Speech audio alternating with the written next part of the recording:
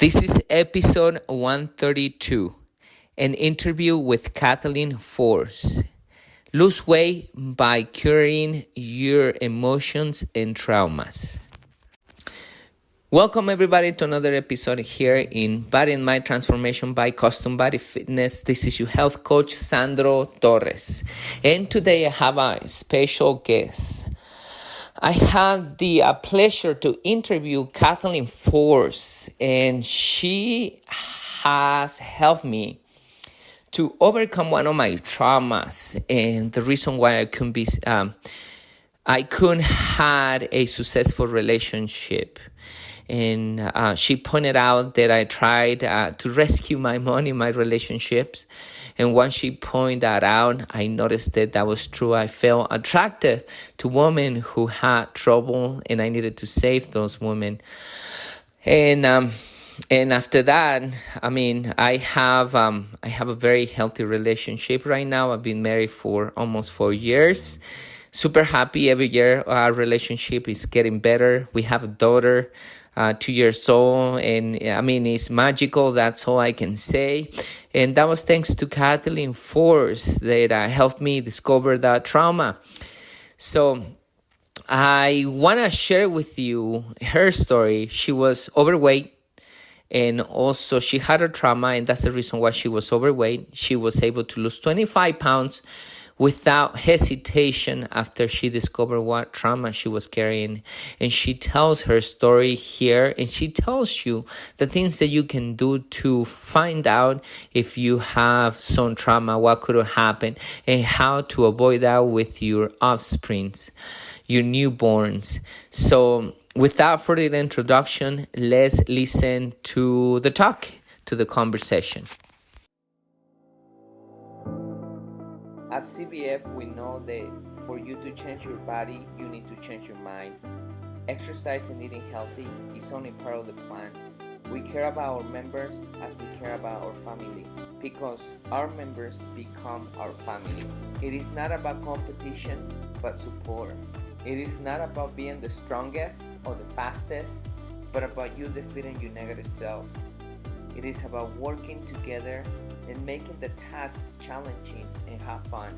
By the end, what matters is not how hard the session was, but that you take control of your mind so you can take control of your body. My name is Sandro Torres, and I'm happy you are part of our family. Welcome to Custom Body Fitness.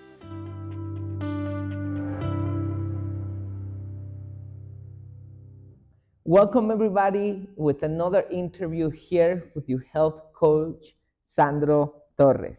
Today, we have a special guest, Katheleen Force.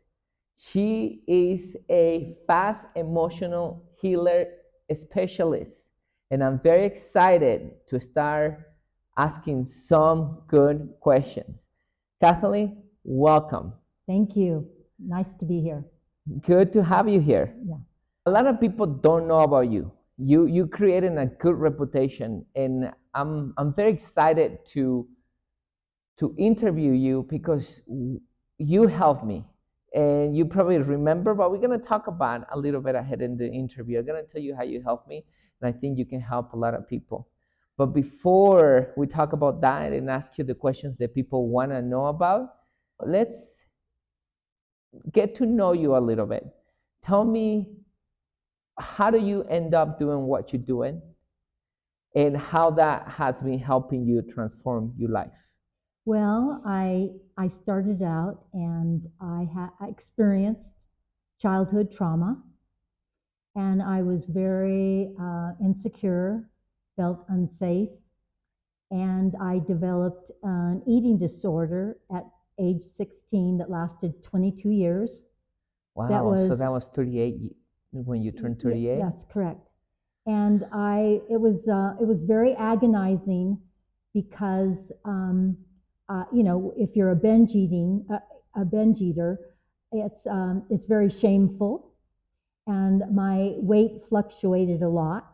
So one time I would see somebody and I looked really great, and then the next time they saw me, I'd gained like 25 pounds. And, I usually did my binge eating late at night, and I was totally out of control. So it was very, very upsetting. I was totally inauthentic and superficial, and it was a very, very hard time. And I remember praying that, God, dear God, if I could just get over this eating problem, I'd never ask for anything again. But anyway, so How do you know? How do you find out that you had an eating disorder? Did you went get diagnosed with a doctor? Did you just find out? Did you read about it? How'd that well, happen? no, I never went to the doctor, but I knew that I was out of control. You knew there was no control in you eating. Well, it happened at night.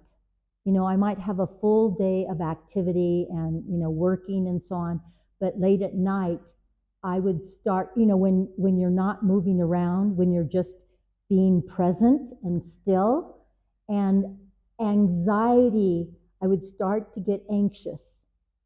And I discovered that if I would binge eat on cookies and ice cream and things, that numbed my feelings out and the anxiety went away. So you keep your mind busy with eating. Late at night. It didn't happen every night. When you were busy? Well, when I was busy during the day, I was occupied, but when my mind was still, then I would get, the anxiety would come. And I discovered later on the anxiety was coming from not feeling safe, feeling anger. Because when I was 3 years old, I had a tantrum. I threw myself on the floor. My mother, spanked me and rejected me and then shamed me and so on. And so what I learned is that, to get my needs met with my mother, I had to be a nice little girl. I couldn't ask for anything, and I certainly couldn't show anger. So there was danger about feeling and expressing anger, and that's what caused my binge eating disorder. And in fact, I think that is one of the main reasons why people have addictions, because they don't feel safe feeling their emotions. So they stuff them down or ignore them, suppress them. And those emotions, because they don't get processed, are buried alive. And they're active and they're buried alive. And so if you don't process your emotions, it can cause lots of problems. So tell me a little bit. I have a daughter, and of course, my wife and I would do our best to be the best parents, and we are aware of a lot of things, but not everything. Tell me, what is the best thing? Of course, what I'm thinking about is let them express their emotions. But how can you help them express and do that so they don't become a trauma? Okay, so if the is it a little girl? Yeah, Yes. yeah, a little girl. Okay, so let's say she's how old is she? I'm sorry. 2. 2. Oh, she's 2. She's very young. But if she wants to cry, you can hold her in your arms and rock her. And maybe she's sad, or maybe who knows. But just comfort her and allow her to express herself. And it's a universal consciousness that most parents, all over the world, when their child is crying, they try to get them to stop crying. And they say, don't cry, you're a big girl. And it happens especially with boys. If boys are crying, the parents say, oh, you're a big boy. If you fell down and you scraped your knee, big boys don't cry, and so boys are conditioned more than girls not to feel and express their emotions. They're taught to, stuff them down. You could ask them, you can hold them and rock them, and you can say, if she understands, like, what's wrong?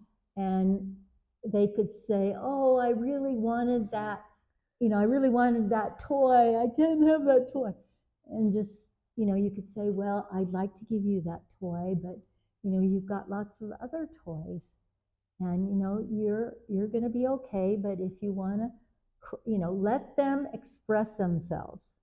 And, try not to put them in a box. I mean, she's still young, but usually when they get 4 and 5, parents are saying, do this and do that, and they're trying to put them in a box and not really allowing them to be who they really are. So good. It's good to know that. Continue telling me about your trauma and. Okay. Well, because I was inauthentic, and when I had this tantrum, I didn't really feel safe asking for what I wanted, because I asked for what I wanted and I got whipped. I got rejected, and when you're a 3-year-old, if you feel rejected, it's almost like death. Okay, so I had when I had that traumatic incident.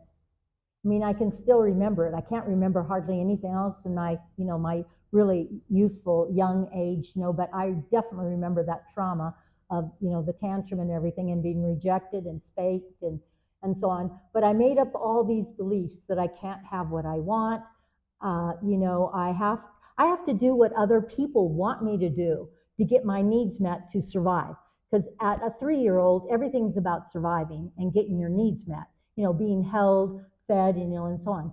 So what happens is we have this trauma, and I never got any help or anything. So as you grow up and you're an adult, you still have those beliefs. Yes. And a lot of times they're unconscious, but you still have them, and you're still being operated by those sabotaging beliefs. So what I mean by this is, you asked me how my life continued. Well, I didn't have boundaries. If you don't have boundaries, you can't really have a healthy relationship, because you don't ask for what you want, and you can't say no when things aren't working for you and so on.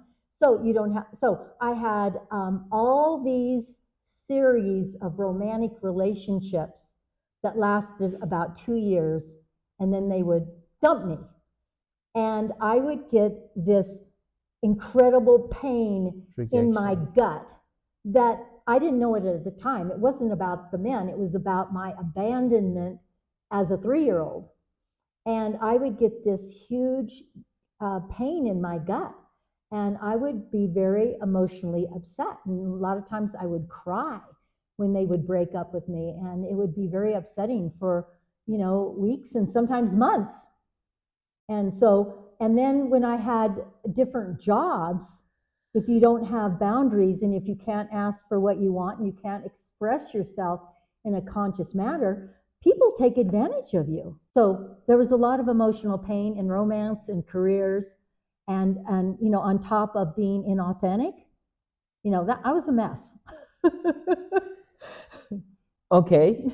And do you one day sit and contemplate everything in your life, or what happened that make you think about all those things that you were doing wrong, and how you come up with the conclusion that your anxiety came from that, and you needed to, and besides the anxiety, then you overeat and you needed to fix that.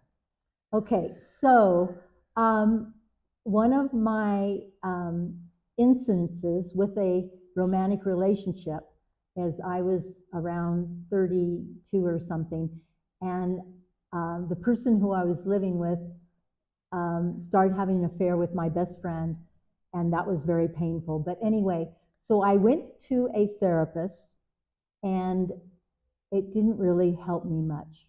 It helps when somebody listens to you so you can sort of, express yourself, but I didn't really get that much information. Then when I moved, I was living in Aspen in the early 80s, and then I moved to Santa Barbara. Well, when I got there, a friend of mine said, "Hey, I'm going to take this class on expressing yourself. Do you want to go with me?" And I said, "Sure, I'll go with you." So we were in the class, and the instructor was telling us about how we were going to express our emotions.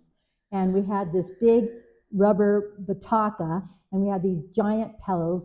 And so she said, "When you're angry, I want you to take these batakas and pound on the pillows. And when you cry, I want you to stand and shake, when you're sad," and so on. So it was like the third session out of like 12 sessions. And the instructor got to the twosome, I had a partner, and she said, how come you're not hitting the pillows? And I said, with a big phony smile, I'm not angry. I'm not angry, like that. And she said, well, just start hitting it. And I said, no, no. She said, start hitting it. So I started hitting it, and I was going like this. And then pretty soon I got into it. And, after about 8 minutes, I was sweating, and the rage came up that I had never felt before.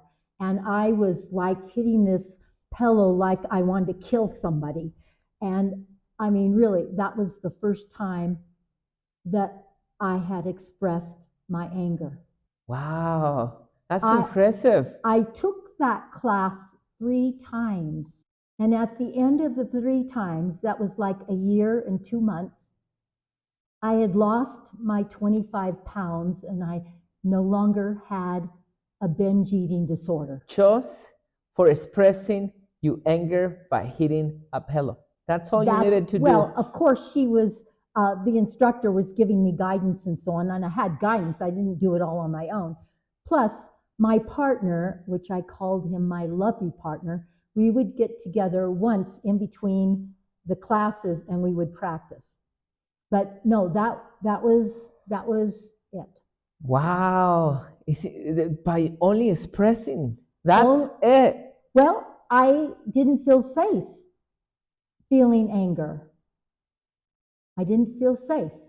And once I felt safe and I could do it, it lifted a whole big, huge weight off of my, got it. Wow. I mean, I'm without words. I mean, my brain is processing everything, okay. but it's well, that's why I think people have alcohol and drug problems, because they weren't able to be who they are and express themselves, because parents thought they were doing a good job by saying, no, you can't do that, and getting spanked if you did this or that. I mean, and children need their parents' attention to survive. So here, I have a question for you. Our daughter, as a reference to see if I'm doing something wrong, our daughter, we let her do a lot of things. Yes. And she's very expressive. And I'm thinking about, I mean, I like I said, I want to make the least mistakes I can. Yes. But one of the things that we try to teach her is to be organized when she's finished. So she noticed she is very messy, purposely. She knows. Like the other day, she came and got all her toys, and she messed up everything on purpose. And then she started laughing and screaming and showing us, there is a big mess. There is a big mess. I wonder if she gets more attention by making a mess. I don't know. Probably, but we give her a lot of attention. Yeah. It's not that we ignore her. I mean, my wife and I, we give her a lot of attention. Yeah. Sometimes we get busy and we can't give her that attention. Okay. And we try to teach her that sometimes it's okay not to have that attention. It's not that she doesn't have attention. Probably you're right. She wants that attention. That's why she's asking that. And we let her do it. We don't say don't do it. We let her do it. But when it comes the time, we teach her. Now it's time to clean up and put everything away. And she doesn't want to do it. So we find a way to persuade her to do it. Okay. For example, she doesn't watch TV or anything like that often, but she has a cartoon that she loves to watch. So I let her know, unless you pick up everything, you're not going to watch your cartoon. I was going to say that. And sometimes maybe you can help her. Yeah, that's what my wife does. Yes, but to make it like she has choice. So if she wants to do something else, you always clean up after your mess or after you use something or play with something. So that's something good. Yeah, that we let her express and let her and then teach her too. Yeah. Okay. When I say express yourself, that does not mean you don't have boundaries with them. You still have boundaries with them, but you don't punish, you don't punish them and try to fit them in to a certain way. Perfect. Thank you. Because I try to balance everything. Yes. And like I said, I'm not perfect, and I can always take a lot of advice to do everything I can to be a a good father, and raise a great leader. Thank you. Now you say you lost 25 pounds, and then you keep that off. It improved my self-esteem because I, wasn't beating myself up for, binge eating at night. And when that happened and I saw the progress that I made a commitment to myself that I would work on my emotional healing, and that would be my main goal in life. And that's what I did. I took tens of dozens of classes at the adult ed. I took many classes. I worked with over 30 healers, coaches, and therapists. I learned several healing modalities. I mean, I was a compulsive class taker, and I hadn't figured out the romance thing yet, and other things about boundaries and so on. But I was committed to improving myself. I mean, that's all I cared about, really. Yeah, I was in that point in one time in my life. Yes. Uh, but but let's continue with you. So let's talk a little bit about eating disorder, weight gain, and emotional health.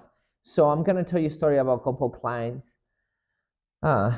And this is not, of course, they're not the only one. I bet there is many. And I mean, many of our members come and tell me the stories, and I try to relate. Of course, I don't have the same pain they went through. I have my own traumas, and because of my own traumas, I can relate and try everything I can to fit in their shoes. But I know their struggles are a little different than mine.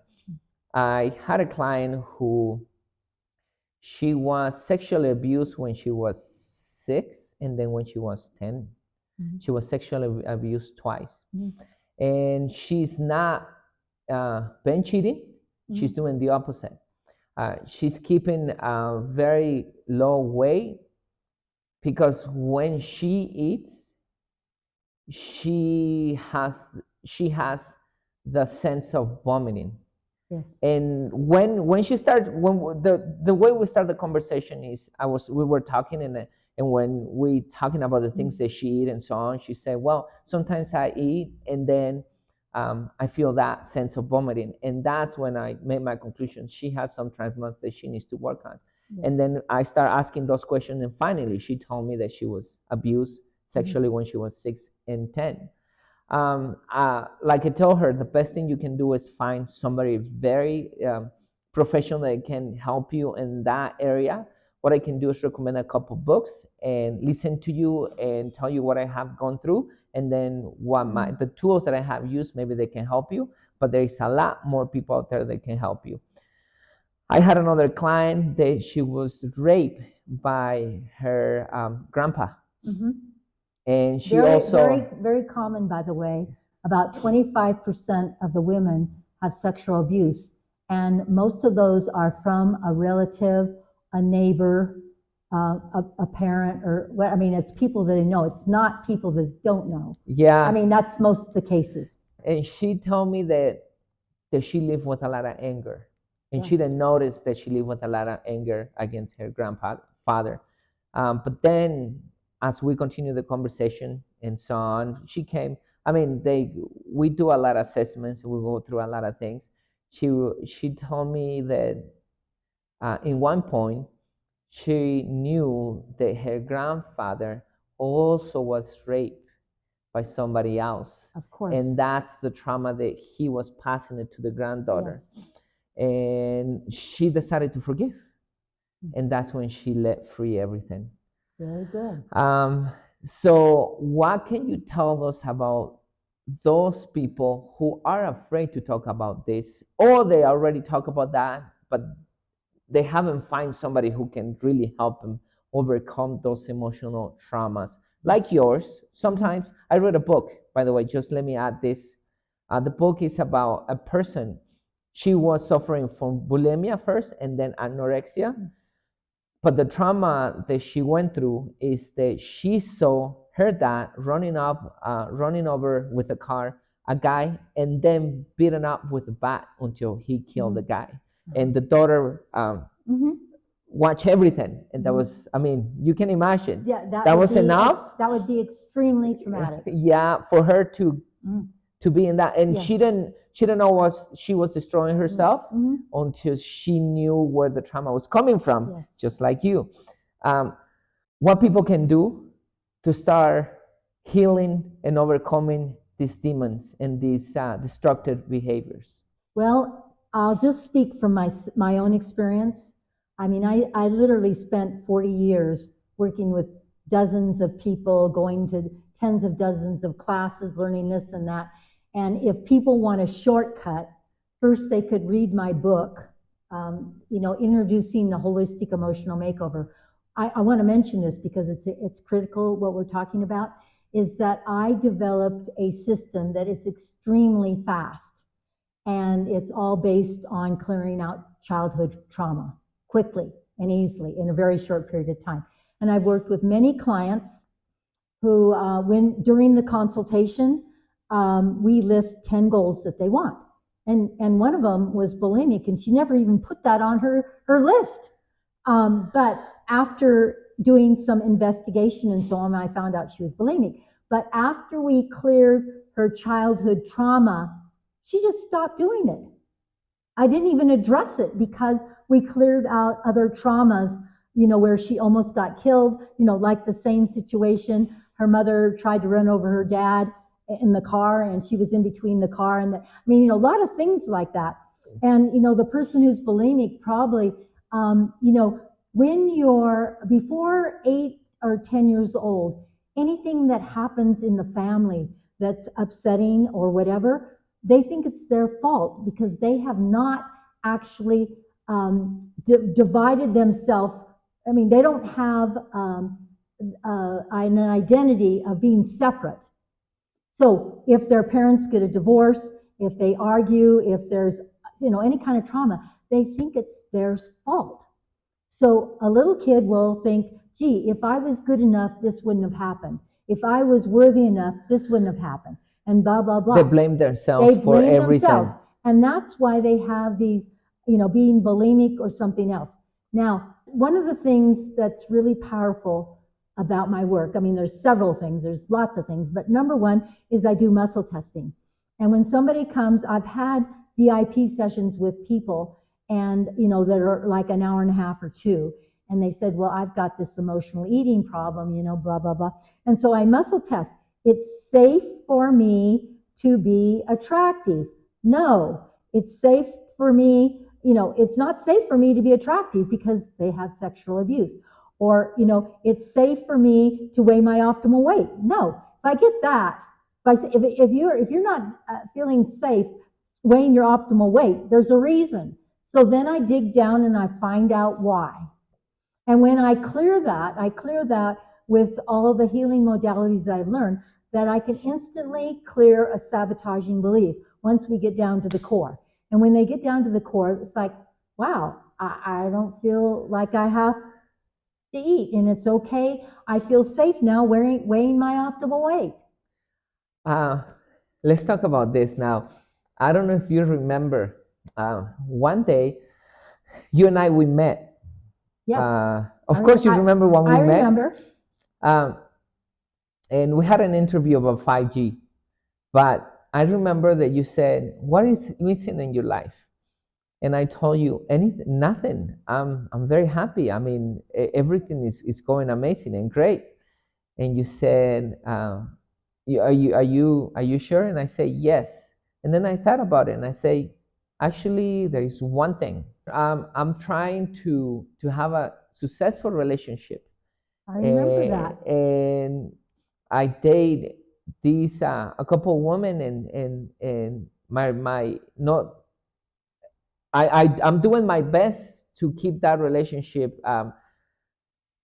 healthy and to make it work, but it seems like it's not happening. And then you say, well, I'm going to give you a session. And then the session was over the phone. Mm-hmm. Do you remember that? Yes, I remember. And I remember I told you part of my life. You asked the questions, and then I told you part of my life, and you finally concluded. You try to save your mom. You're finding troublesome woman because you see your mom there, and what you try to do is save your mom. When you said that, it was like it cleared up my mind. It was like, that's true. I mean, I feel attractive to women who have trouble. Need to be saved. They need to be saved. They want and they need to be saved. And so you're right there. Yeah. And then it backfires on you Yeah. because they're maybe not so healthy. Yeah, because I was looking for a destructive relationship. I read in a book. So there is this guy. His book is about being financially free and successful. Mm-hmm. But he's talking about how the things that you do in the past do affect you in the future, and how all the negative things that you have done that you owe to life, it's gonna happen in one point in the future. And the more you owe, the more you're gonna pay for that. And he talks about he was giving an advice to a woman that this woman wanted to run away with a boyfriend. This woman was a good woman. She didn't have many things that she will owe to life.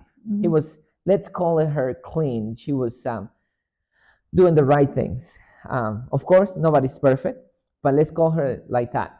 And then the boyfriend was the opposite.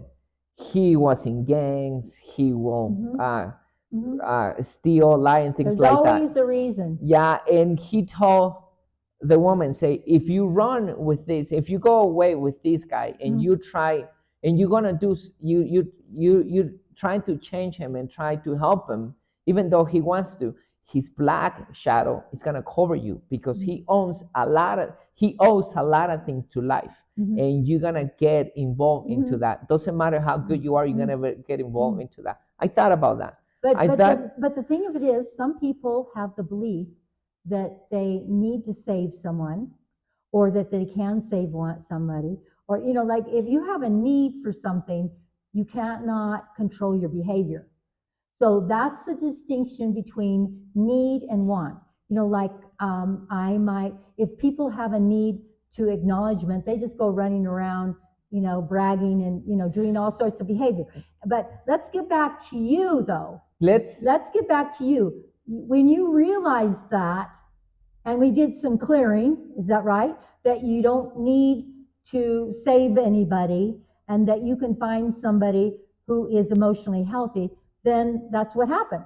Yes, I personally think, and I could be wrong, you please add to this. I think when I discover something in my life, there is a need all the time, but I'm aware of that now. So now I have a choice. Instead of just going for that need, then I can say, no, that's a choice. Your body, your carnal, your pleasures want that, but the spirit doesn't want that. What you prefer to do? Now I have a choice. There is consequences for making this decision. For example, like when we had this conversation, this clearing, this therapy that you helped me with. In that moment when you clear my brain, it was like, now I have a choice. Now we actually probably cleared the need to save. We probably cleared that. I'm getting a yes right now. So we did do some energetic healing there, and now you're aware of it, but we did clear it, that you needed to save somebody, and that that you deserve. And I think we did, once I do a clearing, I do a download, that you have creator's definition, perspective, understanding, truth of being safe, secure, whole, and complete, being conscious and aware of your thoughts, and that you're worthy and deserving of someone that doesn't need to be saved. I completely remember that. So you think that people need to find that problem they had and also clear that problem as well? Well, in my process, I identify and clear sabotaging beliefs that were created from the trauma, and then I download the positive, and then people just feel different, and they act differently. Their thinking is different, because your belief programming is what causes your thinking, your thought, your actions, and your results. So people can have sabotaging beliefs around relationships, money, about having healthy boundaries and so on. Just, and so that's my specialty, is identifying and clearing sabotaging beliefs. So a lot of times when I'm listening to coaches and therapists, they're always talking about managing this and managing stress and managing leadership styles. And, that takes a lot of effort, and a lot of times it doesn't work. So what I pride myself in is getting rid of the root sabotaging beliefs that are causing the thinking and the actions and so on. So you don't have to manage it. Like, I weighed 114 pounds now for, 30 or 40 years. And, it's not a lot of effort. It just happens naturally. It's sort of like my set point. The set point, that's what I muscle test too, is and find out what their set point is. Some people's set point is like 20 or 30 pounds more than they actually weigh. And there's a lot of things about weight from their upbringing, and there can be just a lot of things. So I muscle check, is it this? No. Is it this? No. Is it this? No. Oh, it's this. Okay, let's go down that road. Okay, and everything that you're talking about is on the book? Well, the book talks about all my suffering and how all the classes I took, and then how I have developed this it's very unique. It's not like anything else that I've seen. There might be some other people out there doing it, but I haven't heard of them or read about it. But I have a unique system that's unlike anything else, that's highly effective. During the consultation, we list 10 goals that the person wants, and if they want to move ahead with it, most all of them get their 10 goals in the 12 sessions. Wow. I mean, I can't even believe all the results sometimes that people have. I mean, really, it's amazing. Nice. Okay. That's impressive. That's very good. Where can we buy the book? Where can we find it? You can go to my website, Katheleen Fors, FORS.com. You can get a digital book there, or you can go to Amazon and find it on Amazon in a paperback. Okay, perfect. What else we can find you? Any social media? It's just look up my name, I guess, on LinkedIn and so on. It's just Katheleen Fors, yes. Are you active in those places? I haven't been that active. By the way, I just want to share with you, my program allows people to really get self-empowered in their relationships, in their career, and in their self-empowered in themselves. And, I'm sure that there are some of your clients that maybe can't work out sometimes because somebody asks them to do something and they don't feel comfortable in saying, no, I'm going to work out. This program is all about being self-empowered in the emotional and mental health, which affects every area of their life. Perfect. Thank you, Katheleen. I really appreciate it. Anything else besides that you want to tell? Okay, I do want to say one thing. Do I have 2 minutes? Yeah. Okay. So the bottom line is to improve your emotional health. And when you improve your emotional health, everything else in your life is going to go way up. It's going to really improve. Okay, next thing is the foundation for emotional, mental health is that you are able to feel your emotions and know how to process them. And I have a mini course on my website. And if anybody listening to this program today wants to have it at no cost, they can put in the promo code FEEL, all capitalized, FEEL, and then the number 2, and then HEAL in capital letters, HEAL. And they can go through the course at no charge. Thank you for the promo code. Everybody, you hear that? So go to KathleenFors.com and put the code for the it's called Feel to Heal. Feel to Heal. Processing Unwanted Emotions for Self-Empowerment. That's the name of the course. Nice. Thank you, Katheleen. Yeah. I really appreciate it. Thank you so much. Everybody, please go to Amazon, get the book. I really, really recommend it. Kathleen helped me a lot. I've been married now for almost 4 years, and I'm very happily married. I mean, I'm not married because I have a married and I have to stay together. I'm happily married, and every year it gets better. And Kathleen did help me to actually be a little bit more stable and find what I was looking for. So thank you so much, everybody, for continuing with us. Please share this with whoever needs to heal emotionally. And there is all of us out there. We all have some kind of trauma. I believe there is people who are rehabbing and people who don't know they need to rehab. So I hope you are in that line where you know that you need help to overcome those traumas that you have in life and ready to change your life and be in the other side where you can be happily and achieving your goals. Thank you, Kathleen. I really appreciate you with us. Thank you. I appreciate you sharing your story. Yeah, thank you. Okay, everybody, bye now. Bye. There you have it. Hopefully you like this conversation. You got a lot out of this and you learned a lot from Kathleen Force. Take advantage of the promotion that she's giving. Also, get the book. The book, it seems like it's very good. I haven't read it. She gave me one of her books and she signed it. And I'm very excited to read it. That's going to be my next book that I'm going to be reading. And then I'm probably going to give you a review on that book, depending on what's my next episode or what I'm going to be doing next. If she already covered everything here, I'm probably not going to be doing a review. But if she hasn't, I can do a review for you. Anyway, hopefully you like it. Hopefully you start... you notice that you have some trauma, so you open to find out if your limitations are because of some traumas, some emotional limitations that you have, and you weren't be able to express your emotions, and you are not able to express your emotions. And you can start here and either with Kathleen Force or find something out that works for you. I mean, there is so many tools out there.